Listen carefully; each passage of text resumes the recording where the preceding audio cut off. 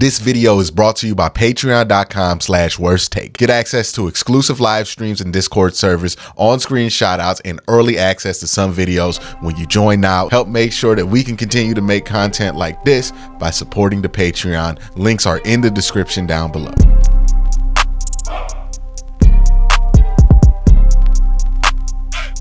So the NFL just dropped a new rule, and I think this is going to be more of a seismic change to the game than people are anticipating. The rule that I'm talking about is the NFL has adopted basically the XFL kickoff. Now, there's going to be some differences to it. I believe the XFL doesn't even allow you to do a touchback. I think this version of the rule allows you to do a touchback, so it's not as harsh to the kicker or to the kicking team. But the bones of it are the same. Basically, and I'll bring it up on screen, you're going to have a no-hit zone on the 45-yard line for those 5 yards. You're going to have a setup zone for the team receiving the ball. You're going to have a start line for the team going after the ball. And then you'll have two returners in the landing zone. And it should look from an X's and O's standpoint like this, right? And there's even a little video example of what that kickoff is going to look like. And when you make a change this big, right? Because this is a very big, like a lot of the changes that the NFL does, small, have to be explained to you for you to notice type changes if you're like more of a casual fan. This is a giant change to the kickoff. And I think it's a good change. I've watched the XFL when they had this kickoff, the 2 seasons that they had. I think this is a fine change. I do think you get more returns out of this. I think the thing that people are underestimating is you also get better hits out of this. Like, you just get better football out of this return. Because, yeah, is it more possible for a return man to break one? Sure. It's also more possible for a special teamer to get a big hit on a kick returner. So that really does make it more entertaining, right? Like that there's more opportunity for football to be played. And once you get away from what you're used to with a kickoff, a traditional kickoff, what this is, right? When you look at it from an X's and O's standpoint, that looks like a football play, right? When you see it in motion, it looks like outside zone or just a regular football play.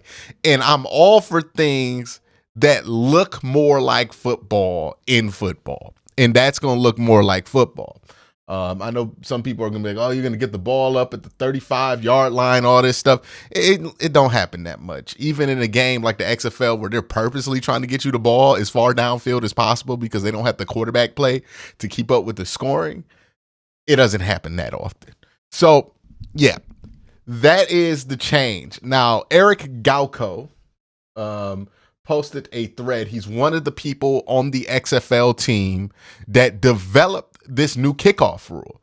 And he has some interesting thoughts about the changes that this might bring to the NFL. And then after I read this, I'm going to tell you how I think this is going to impact the Cleveland Browns specifically, and how Andrew Berry and Kevin Stefanski and that entire staff has secretly kind of been preparing for such a thing. So, first thing that he says, this is Schwartenstein's.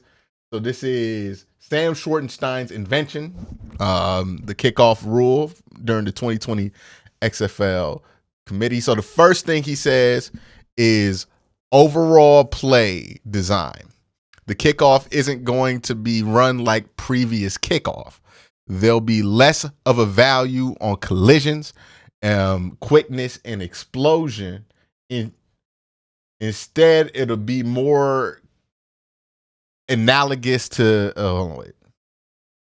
Number one, overall play designs. The kickoff isn't going to be run like previous kickoffs. There'll be less value on collisions, quickness, and explosiveness. Instead, it will more likely be more closely analogous to a spaced out run play. You might even see special team coaches develop into man versus zone type distinctions. You'll see players pull plays like power duo now on a kick return. This will lead to a higher value on tight end / fullback type run blocking value on return, and linebacker / SAF block shedding value on kickoff. Should help athlete tight ends who can block like Tip Reeman, and undersized linebackers and big safeties like Tyler Owens be even more valuable now. So he's saying what you're going to look for the guys who aren't returning necessarily, but that are going to be on that front line is different. You're going to see more linebackers, bigger linebackers, more tight ends, more fullbacks maybe. Returner evaluations. Similar to the above, returner value will be less about top end speed and burst and more about vision and reacting. In short, more running back attacking the hole type will be more valuable than receivers navigating in open field types. We at the XFL saw teams with the most success had decisive one-cut players rather than the fastest guy back there. Don't be surprised if we see more running backs get opportunities as returners, for those returners to be a bit more based on kick scheme the team runs. We could even see a bigger athletic running back like Isaac Garando be not only returner but coveted options. Now, when I read this, one of the first things I thought about was this is a radical shift in what you look for a kickoff returner, right? Like if this is true, the data does bear out what you look at the XFL, and from watching the XFL, anecdotally, I could say that it feels like something that was true. And if he has the data to bear it out, I mean, then it is. Running backs are going to be more valued as returners or guys who can just one cut get downhill, which means, like, think about this.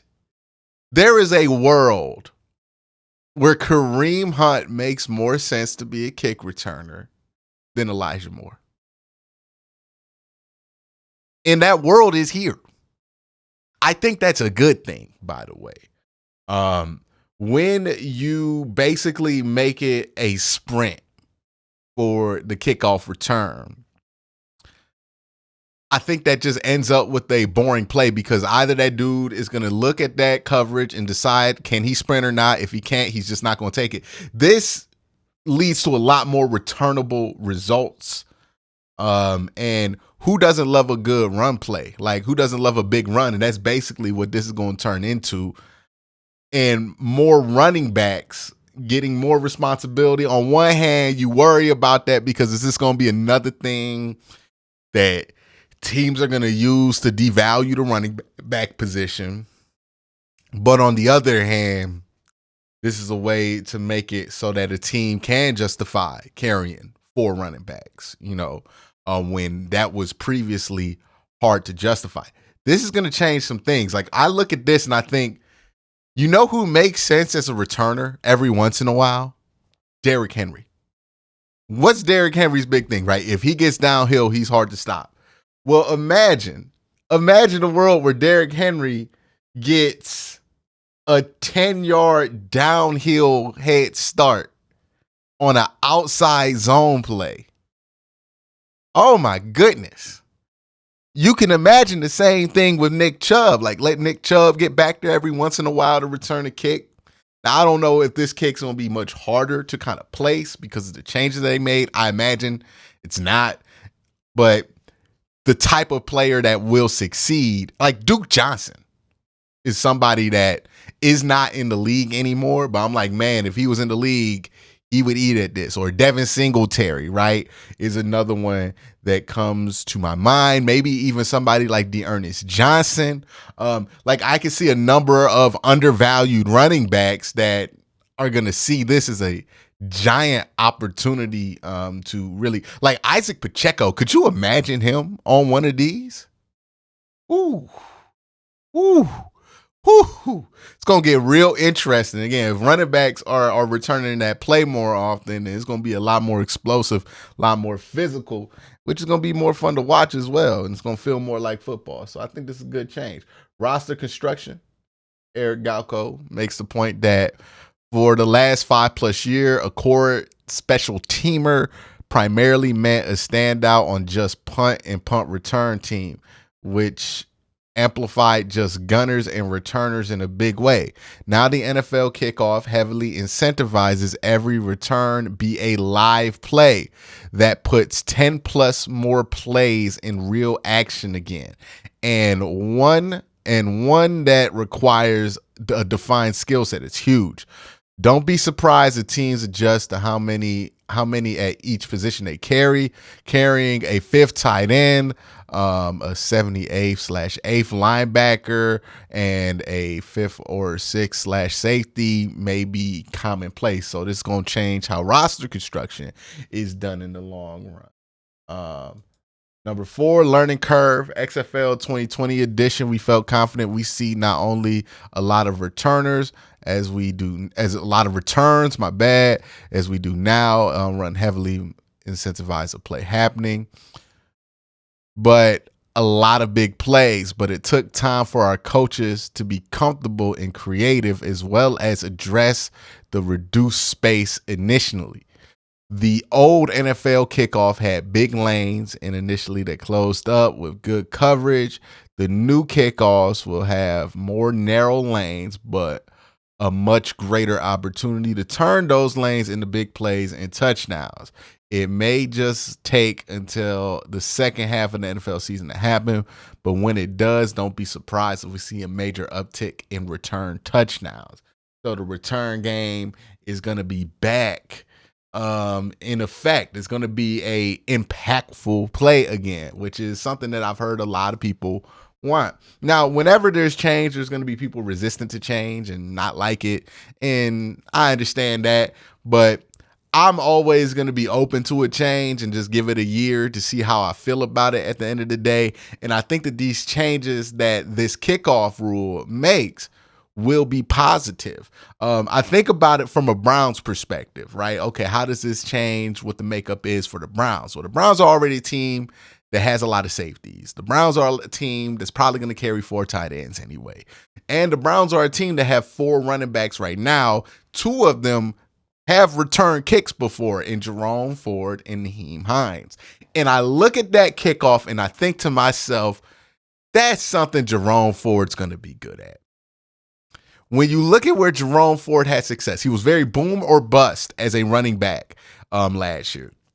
But he had success when he was able to get downhill and he was able to just pick a lane and go, right? When you asked him to try to cut up and read off this and key off that and try to make up his mind as he cuts, he's not going to be able to do it. His vision's not that good, or at least not that dynamic. But if you just ask him to go downhill, get really fast, he starts to become very dynamic and very hard to tackle. And that's why he was able to break off as many big runs as he did last year. And I think that that's somebody to watch. Like, I think he might fit the perfect mold of what a new returner is going to be with these new rules.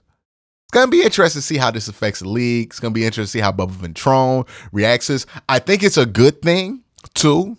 And this is going to be underrated, but it's a good thing that the Browns have a younger special teams coach in Bubba Ventrone who might be more familiar with this XFL style, or at least more willing to adjust to it than, some coaches who might be more set in their ways. So hopefully Bubba is not set in their ways, but he's kind of a new age special teams guy. So I would imagine he wouldn't be, because if that's the case, I think there's going to be teams that jump on this and try to get ahead early on.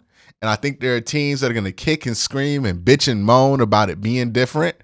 And I think the teams that jump on this, they're going to figure some stuff out. The Browns have a new innovative run game coordinator and offensive line coach, and Andy Dickerson. They just brought somebody from college as well, right? Like they have all of these new young minds in the building. And I think it would be smart to try to implement some innovation here, try to get ahead of the curve when it comes to this kickoff, because I do think you have somebody in Jerome Ford who might have some special potential with these new rules as a really good kick returner. But that's my thoughts. Let me know your thoughts in the comment section down below. Y'all have a great day. Have an even better night. Peace.